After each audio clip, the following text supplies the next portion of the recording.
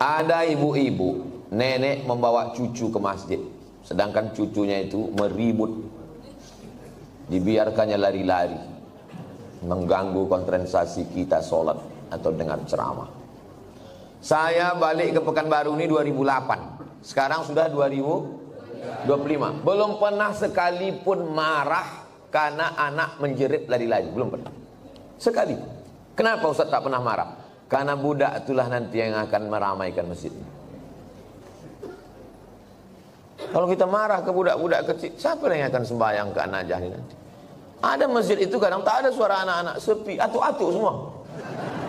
Patutlah tak ada ribut, batuk aja isinya. Cuman kadang kan tak semua emosinya bisa stabil macam Ustaz Somad. Makanya win-win solution, jalan tengah, macam yang dibuat di Masjid Agung An-Nur. Dulu Masjid Agung namanya, sekarang berubah Masjid Raya. Yang level provinsi Masjid Raya, yang level kabupaten kota Masjid Agung. Dulu Masjid Agung An-Nur itu, saya kan rutin jadwal di situ. Waktu tarawih, pulang saya tarawih, anak-anak saya tengok dibuat satu sop khusus di belakang. Heran saya, kenapa anak-anak ini tak meribut? Rupanya ada satu petugas pakai baju hijau, membawa rotan sebesar ini. Dia tak sholat, dia khusus mengawas. Pas saya jumpa, pas saya tengok gini, senyum dia. Ustaz, saya bilang, mau kau bantai anak-anak? Enggak Pak Ustaz, kalau saya pukul marahlah ayahnya. Jadi untuk nakut-nakuti aja, bagus. Jadi nanti diangkat ada satu security khusus untuk anak-anak. Jangan anak diletakkan di celah. Letakkan celah. Pertama, anak ini memutus sop, kecuali anak saya. Anak saya tak memutus sop. Kenapa? Karena ujung senapan angin sudah dipotong. Karena di dalam itu ada najis. Yang kedua, kenapa anak ini diletak di samping? Anak ini belum mumayyiz. Macam mana cara membedakan udah mumayyiz sama belum? Kalau dia meribut, kita gini kan, itu udah mumayyiz. Tapi kalau dia meribut, kita gini kan, dibalasnya balik ke awak. Itu jangan dibawa. 4 tahun ke bawah tak bisa. Dibawalah budak umur 3 tahun, diletakkan di celah samping kita. Begitu kita takbiratul ihram, Allahu Akbar, dia pun berjalan, berlari. Di samping ini ada atu-atu yang kacamatanya di bawah. Asal budak ni lalu, atu ni takut. Kata dia. Kata dia. Itu waktu salam tuh cuman sekali aja salam. Salam tuh ke kanan cuman. Assalamualaikum warahmatullah. Apa? Berkelayok di masjid. Kalau ada di perumahan ini 100 orang, yang ke masjid itu 50, sudah banyak kali itu. Yang 50 ini pun berkelahi pula lagi di masjid. Bertinju di masjid gara-gara budak berkelahi. Apa kata orang yang tak sembahyang? Untung kita tak ke masjid. Tolonglah kita jaga persatuan ini. Bisa dipahami? Jelas. Insya Allah kalau saya ceramah jelas. Kalau ada orang bilang Ustaz Somad itu tak jelas, telinga kau pokak.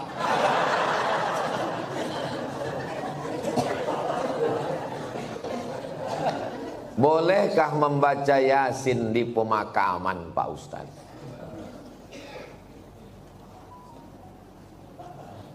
Kata Imam Nawawi, meninggal tahun 676.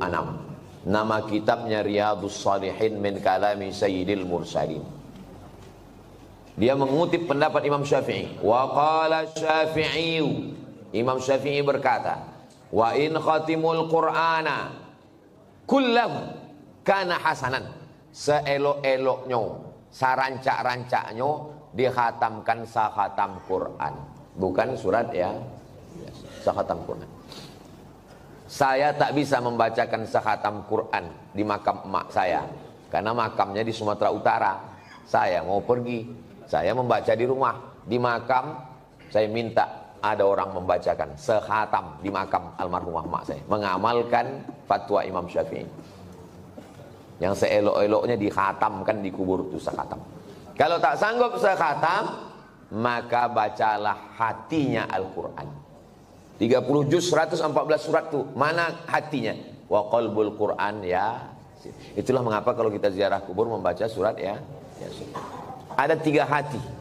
Yang pertama qalbul Quran, yang kedua qalbul lail, yang ketiga qalbud da'i. Qalbul Quran, hatinya Quran, Yasin. Qalbul lail, hatinya malam, sepertiga malam, jam 2. Qalbud da'i, hati orang yang berdoa ketika tahajud. Berjumpa 3 hati. Hati Quran, hati malam, hati manusia.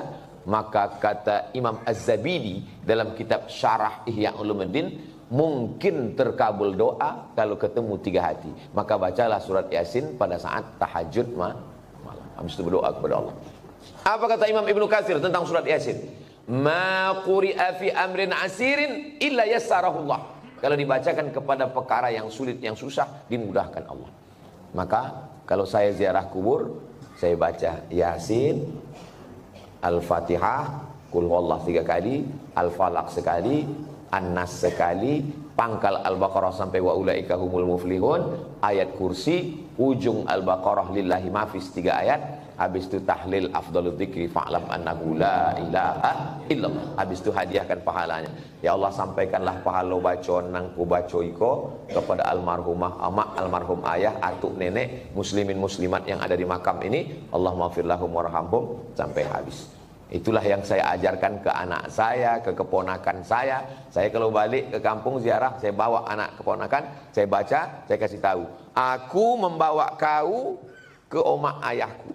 Nanti kalau aku mati, buat pula macam yang ku buat ini. Bawa anak bini kau ke kubur aku. Paham? Yo, kata dia. Begitulah yang kita baca dalam ulama-ulama Imam Nawawi. Kalau ada orang di Pekanbaru ini yang tak percaya bahwa bacaan itu sampai pada orang mati, saya tak bisa membuktikan. Karena ini perkara ghaibiat. Saya hanya bisa menyampaikan dalil-dalilnya. Saya tak percaya, kata dia. Ya macam mana membuktikannya? Maka kalau ada orang yang menantang saya, belum ada lagi. Saya tak percaya. Tolong nama kau lengkap sama nama ayah kau. Nanti kalau kau mati, ku kirim. Kalau tak sampai, cepat kasih kabar. Ini kan masalah gaib.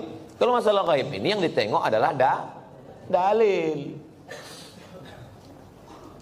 Ana Rizki, khirijin min Ma'had Nuril Hidayah Bengkalis. Sa'usallimukum ya Ustaz. Kaifa ra'yukum law nastamir ad-dirasah al-aliyah lakim lan najid ridha min walidina. Nama saya Rizki. Khirijin jamak, mufrad khirijun. Saya alumni dari Ma'had Nuril Hidayah Bengkalis. Sa'as'alukum, saya mau bertanya ke Ustaz. Kaifa ra'yukum law nastamir ad-dirasah? Nuwasil ad-dirasah. Laisa nastamir, nuwasil ad-dirasah. Bagaimana pendapat Ustaz kalau kita mau melanjutkan ke perguruan tinggi tapi orang tua tak setuju? Mau melanjutkan perguruan tinggi fil kharijid daulah, mau keluar negeri, tapi mak dia tak setuju. Saya ini adik beradik 2. Saya anak pertama, adik saya berdua cuman. Laki-laki dua-duanya. Tak banyak anak mak saya. Jadi waktu saya lulus mau ke Mesir, berat dia mau lepas saya. Aku anakku 2, tak ada anak betino. Semana nanti aku dah tua. Datang wak saya, abang mak saya, menasihati dia.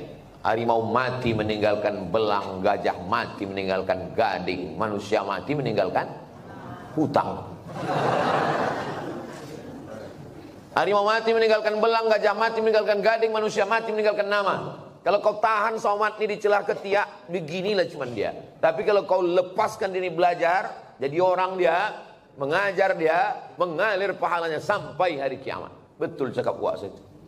Sampai hari ini di mana aja saya tausiah, pahalanya mengalir ke makam almarhumah mak saya. Maka ibu-ibu yang sayang ke anak, bukan kalian siapkan anak dalam kelambu, bukan kalian suapi, lepaskan dia sejauh mata memandang. 4 tahun aku tak balik. Kenapa tak balik? Ongkos mahal. Sampai terpikir juga di kepala, jangan-jangan aku anak angkat, anak adopsi, balik. Sampai akhirnya 2017 saya daftar S3 ke Sudan. Waktu itu umur mak saya sudah 70 tahun. Saya suruh Muhammadiyah. Saya bilang, mak, saya mau mencoba dia, kuat tak dia?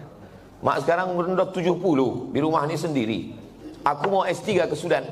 Nanti kalau S3 ini 2 tahun aku di Sudan tak balik-balik. Apa kata dia? Pergi kau ke Sudan sampai dokter bawa kau balik. Kalau aku mati, matilah. Yang penting mengalir pahalanya.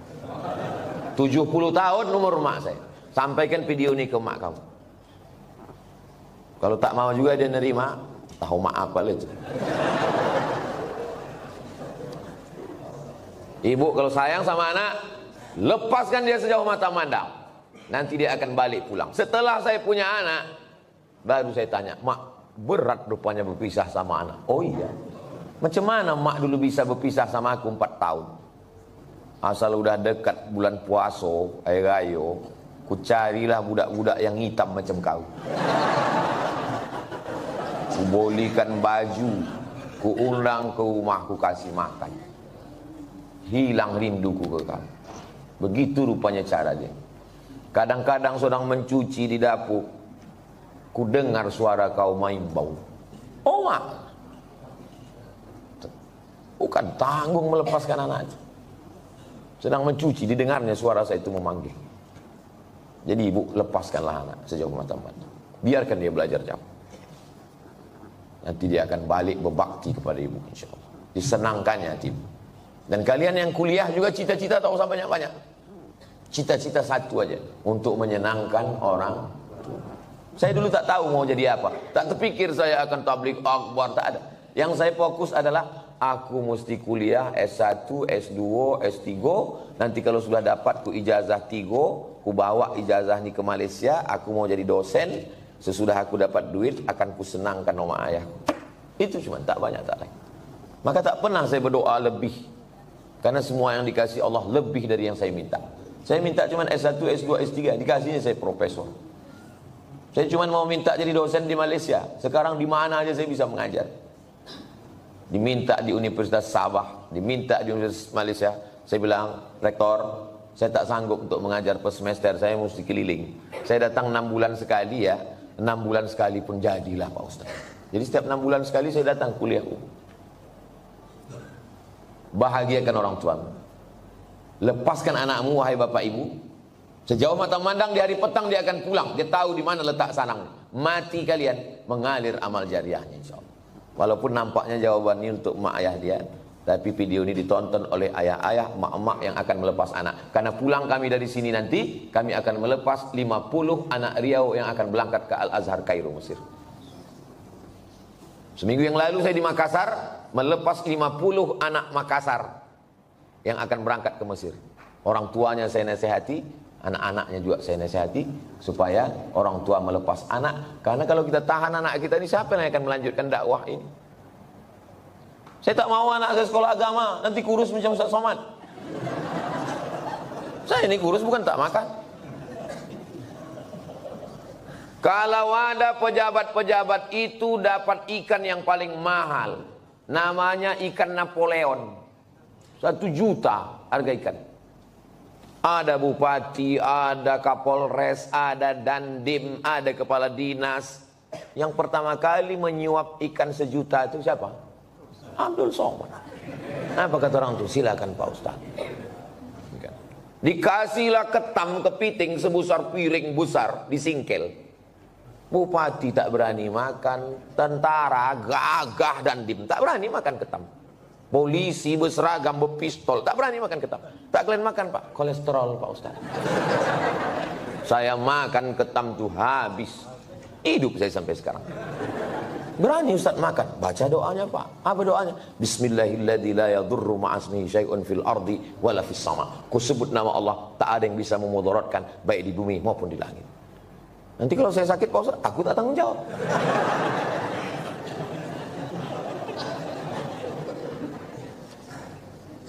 Definisi mengganggu tetangga itu bagaimana Pak Ustaz? Apalagi kita di komplek perumahan. Mengganggu menurut syariat Islam, bukan mengganggu menurut perasaan. Kalau menurut perasaan, perasaan ini lain orang, lain kepala, lain orang, lain hatinya. Saya terganggu betul dengan tetangga saya ini Pak Ustaz. Kenapa kau terganggu? Bininya cantik kali.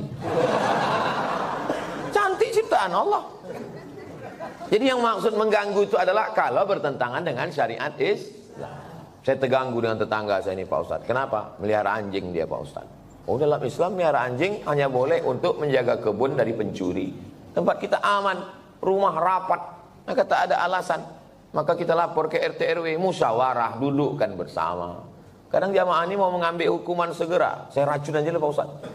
Dipasang racun, rupanya anjing itu tak makan, dimakan kucing, awak mati kucing. Dimusyawarahkan, wa amruhum syura bainahum. Hari libur, hari Ahad, rumah dekat-dekatan, dipasanglah lagu, bum pam bum pam bum pam. Belilah earphone. Berapalah harga earphone? Ah, dengar sendiri. Bum pam. Jadi dipasang satu komplek. Kan tak semua orang suka lagu itu. Apalagi di situ ada orang-orang tua yang jantungnya tak kuat. Mendengar itu, kata dia mati. Hah? Ini mengganggu. Menurut syariat pun tak betul. Nah, maka menurut syariat agama Islam, rumah berdekatan, sempadan cuma dinding, dinding pun tak penuh ke atas. Ditanamlah pula pokok mangga pas di situ. Buahnya apa tak asal menengok meniti air. Nah, ini mesti menjaga. Maka kata Nabi, idza tabakhta, kalau kau memasak, fa'aksir ma'aha, banyakkan kuahnya. Pesan Nabi ke tetangga, kalau kau masak banyakkan kuahnya. Untuk apa? Berbagi ke tetangga, menyambung tali silaturahim. Kata almarhumah mak saya dulu, kalau tak menjulur labu, tak menjulur kundur. Ini pokok labu, ini pokok kundur, sama-sama ditanam. Menjulur itu maksudnya keluar pucuknya. Keluar pucuk labu, keluarlah pucuk kundur. Kalau tak keluar pucuk labu, tak keluar pucuk kundur. Apa maksudnya? Kalau tak kedatang makanan kita, tak datang pula makanan orang. Halus pepatah orang. Bagikan makan. Kata Nabi kuah, tapi yang pula gara-gara ceramah nih kuah aja. Dulu sebelum Ustaz datang berbagi ayam kami, sesudah Ustaz kuah aja lagi. Gara-gara Ustaz Somad. Ya, tahaddu tahabbu, saling berbagi hadiahlah kamu, maka kamu akan berkasih sayang. Malam Jumat jumpa wirid Yasin. Dulu begitu orang jumpa, sekarang udah tak ada lagi jumpa. Jumpa pun di acara pesta nikah, walimah, udah tak bisa bertanya lagi. Dulu kau tanya, siapa menantu kau nih? Macam-macam mirip. Ini anak Pak Fulan. Oh, tak kek mana juga, mau balancik-lancian nih rumahnya Jawa. Sekarang tak bisa lagi ngobrol. Pasti tanya, itu anak siapa? Apa? Anak siapa? Suara musik. Bum bam, bum bam, bum bam. Tak ada lagi silaturahim. Pasti tanya, itu menantu kau? Apa? Tak ada lagi silaturahim. La salam wala kalam. Alhamdulillah, Masjid An-Najah ini tempat kita bersilaturahim. Datang ke masjid, buat wirid Yasin malam Jumat, baca Yasin habis maghrib. Habis itu habis Isya acara makan bersama. Tak ada duit, kumpul iuran. Di Malaysia itu setiap masjid itu ada dapurnya. Saya perhatikan tuh. Setiap masjid ada dapurnya, ada dandang besar dan bisa masak. Tidak usah masak yang repot-repot, masak nasi minyak, nasi mandi.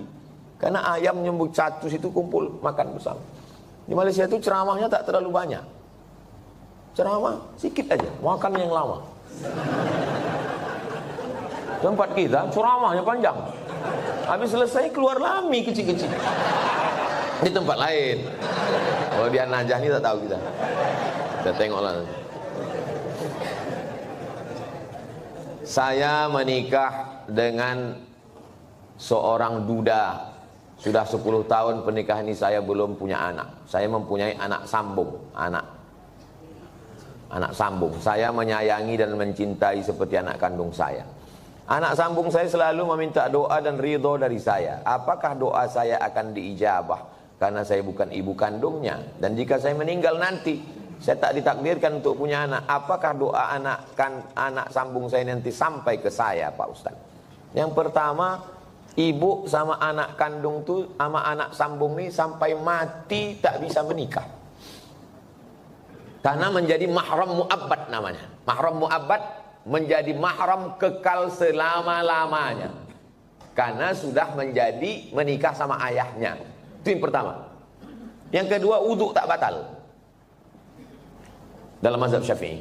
Yang ketiga, seandainya saya lewat di kuburan di depan Hotel Mutiara Merdeka dekat Leton, saya mau pergi nih, lewat kuburan itu saya baca doa, Assalamualaikum ya ala diyar minal mu'minin wa inna insyaallah bikum lahiqun yarhamullah mustaqdimina wal mustakhirin nas'alullah wa lakumul afiyah Allahumma fir lahum warhamhum. Doa saya sampai apa tak sampai? Doa saya sampai apa tak sampai? Sampai. Padahal saya tak kenal sama orang itu. Sampai doa. Apalagi anak sambung. Kenapa ragu doa tak sampai? Oh, jadi doa sampai Pak Ustaz? Sampai. Lalu apa makna dalam hadis itu? Waladun solihun. Maksudnya, amal saya kepada orang mati itu sampai. Bukan tak sampai. Amal kita ini semua kepada orang mati sampai. Kalau tak sampai amal kita kepada orang mati, tak ada sholat jenazah. Sholat jenazah itu amal orang hidup apa orang mati?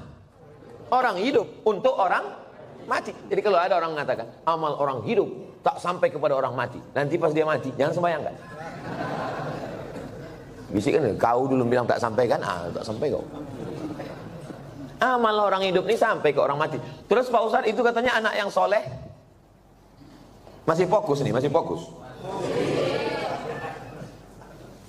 Ini Abdul Somad. Abdul Somad ini kalau mati amalnya kan putus semua kan? Putus kan? Masih bisa dia ceramah? Putus. Masih bisa dia sholat sunnah Isra? Tapi ada 3 amalnya yang dulu tak putus. Yang pertama, shadaqatun jariyah. Disumbangkannya 2 sak semen ke Masjid An-Najah. Putus atau tak putus? Tak putus. Karena setiap hari orang sholat mengalir ke dia. Itu kan amal dia dulu. Yang kedua, ilmun yuntafa'u bih. Ceramah dia di Masjid An-Najah. Ceramahnya itu dulu atau sekarang? Dulu. Habis mati tetap mengalir, diamalkan oleh jamaah. Yang ketiga, anaknya. Anaknya itu kan amal dia itu. Yang ketiga inilah orang. Anaknya kok amal dia Pak Ustaz? Kalau bini itu cuma ditengok aja bisa dia hamil. Jelas? Tak jelas juga payahlah aku menjelaskan. Anak saya itu amal saya. Amal saya. Jadi hadis itu bukan bercerita hanya doa anak saja yang sampai. Hadis itu mau menceritakan amal-amal dulu tetap mengalir sesudah salah satunya anak. Jadi yang tak punya anak atau meninggal jomblo tak usah takut, kami mendoakan. Ini Ustadz ini emosi, tidak emosi. Memang begitu dia kalau menjelang sarapan itu memang begitu. Seumur-umur saya membaca pertanyaan, inilah tulisan yang paling cantik. Cantik kan? Cantik kan? Bisa pula rapi menulis. Saya bolak-baliklah menulis rapi, tak bisa-bisa. Memang irilah saya menengok tulisan. Mudah-mudahan anak saya bisa cantik tulisannya begini. Assalamualaikum, berapa kali lah dia mencobanya ini. Assalamualaikum warahmatullahi wabarakatuh. Waalaikumsalam. Alhamdulillah wa syukurillah. Alhamdulillah wa syukru lillah. Saya kurang. Alhamdulillah wa syukru lillah. Alhamdulillah wa syukru lillah. Jadi jangan syukurilah. Bukan syukurilah. Syukurilah itu bahasa Indonesia. Syukurilah ya. Kalau bahasa Arabnya alhamdulillah wa syukru lillah. Semoga Ustaz Somad dalam keadaan sehat dan selalu dalam lindungan Allah. Amin. Sekarang tak boleh lagi doa menyebut amin. Dilarang oleh Bawaslu. Karena udah musim-musim kampanye. Saya ini menyampaikan menuju pemilu damai. Ini penting bagi Bapak Babinsa dan Babin Kamtipmas untuk menjaga ketertiban. Jadi nanti jangan heran kalau udah 100 hari menjelang pemilu, ghairil maghdubi alaihim waladdallin. Tak boleh, itu keberpihakan. Sunyi nanti masjid diam.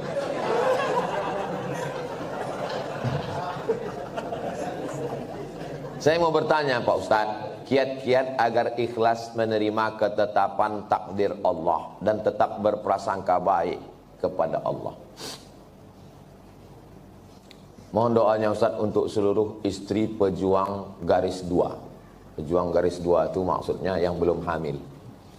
Kalau udah dipakainya tes spek itu kan 2. Ini penjelasan bagi yang belum berbini. Yang udah berbini pun tak paham juga. Bagaimana cara kita biar supaya rela menerima takdir Allah? Saya kalau datang bertamu ke rumah jamaah, Assalamualaikum Pak, Waalaikumsalam. Ustadz Somad, tolong doakan mak saya Pak Ustadz. Maknya di mana Pak? Maknya di dapur. Duduklah mak itu di kursi. Berapa umur mak? 80. Belum bisa saya menerima. Karena mak saya meninggal umur 70. Dalam hati saya tetap, kok hidup mak dia, kok mati mak. Kok tak sempat makku ku bawa jalan-jalan ke Brunei, ke Malaysia. Kok tak sempat ku senangkan dia. Tak bisa hati saya menerima. Macam mana saya mau menceramahi jamaah? Marilah kita sabar menerima takdir Allah. Saya aja tak sabar. Tapi cara Allah menghibur saya. Habis saya tausiah, datang ibu-ibu. Ustadz, tolong doakan keponakan saya. Keponakan ibu ini kenapa? Ayahnya meninggal, emaknya meninggal, dia hidup sebatang kara. Anak SD kelas 2. Oh, aku serumah 11 tahun sama emakku. Dari 2008 ke 2019. Ini budak nih, kelas 2 SD sebatang kara. Ternyata yang membuat kita bisa sabar itu adalah ketika membandingkan dengan orang lain. Begitu cara Allah mengajar saya. Ayat tak mempan, hadis tak mempan. Kenapa tak? Saya yang berceramah, saya yang nyuruh orang sabar. Tak bisa saya terima. Tapi begitu dijumpakan Allah, oh rupanya.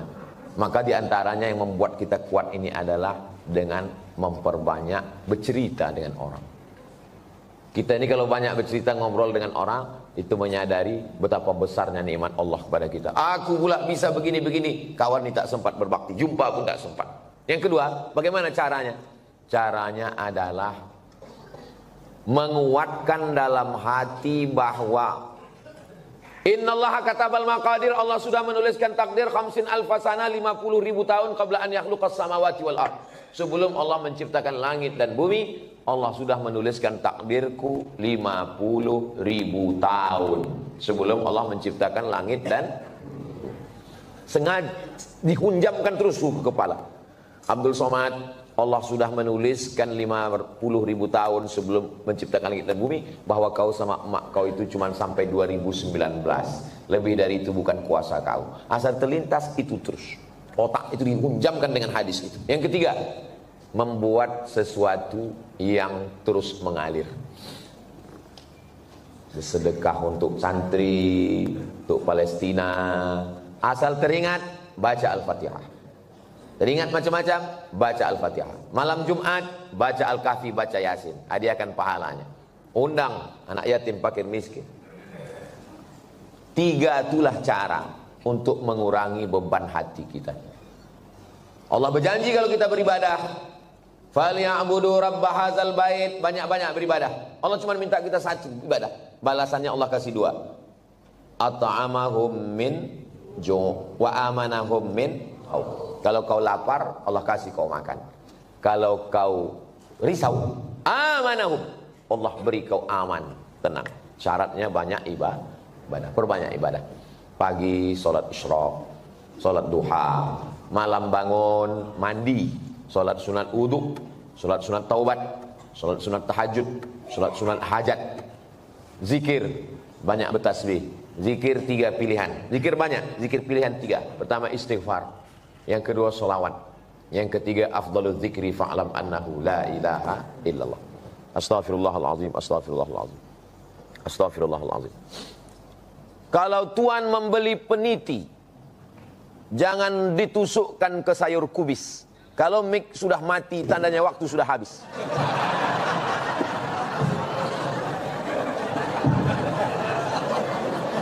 Kalau tuan membeli peniti, jangan dicucukkan ke sayur kubis. Kalau mik sudah mati-mati, tanda waktu sudah habis. Di akhir majelis mari kita sama berdoa kepada Allah supaya Allah menjadikan hati kita ini ridha menerima takdir Allah Subhanahu wa taala. Tapi usaha tak pernah berhenti. Yang belum berjodoh terus berusaha, mudah-mudahan dapat jodohnya. Yang belum garis 2 terus berusaha, makan toge, makan kacang-kacang, makan sayur, berdoa. Nabi Ibrahim alaihissalam baru lahir anak Ismail umur 86 tahun. 86 tahun baru dapat anak Ismail. Istrinya yang diponis mandul namanya Sarah, rupanya mengandung setelah Ismail umur 13 tahun.